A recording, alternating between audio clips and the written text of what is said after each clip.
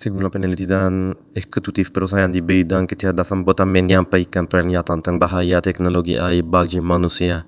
Mereka mengungkapkan bahwa ada risiko dari keberadaan AI yang perlu menjadi prioritas lintas negara.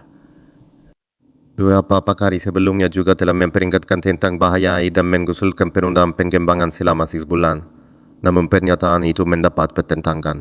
Direktur eksekutif dari organisasi Center of AI, Merilis, peringatan untuk mengedepankan risiko AI, khususnya bagi mereka yang menentang risiko tersebut.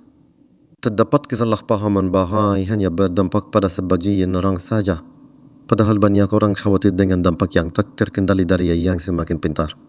Kedua pihak sepakat bahwa AI mengangkat beberapa hal, seperti penggunaan untuk pemantauan masal dan algoritma prediksi yang tidak akurat.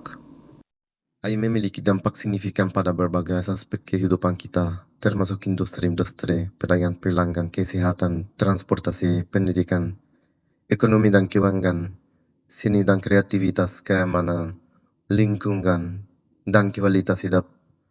AI telah mengotomatisasi tugas rutin dan repetitif, menghasilkan pekerjaan baru, dan meningkatkan efisiensi. AI digunakan dalam diagnosis medis, perawatan kesehatan, kendaraan otonom, pembelajaran online, analisis data keuangan, seni generatif, pemantauan keamanan, pengelolaan lingkungan, dan banyak lagi. Namun, ada tantangan yang perlu diatasi dalam hal privasi, keamanan, etika, dan penggangguan akibat otomatisasi pekerjaan. Penting untuk mengatur dan menggunakan AI secara bijak untuk memaksimalkan manfaatnya sambil meminimalkan risikonya. AI terus memainkan peran penting dalam masa depan.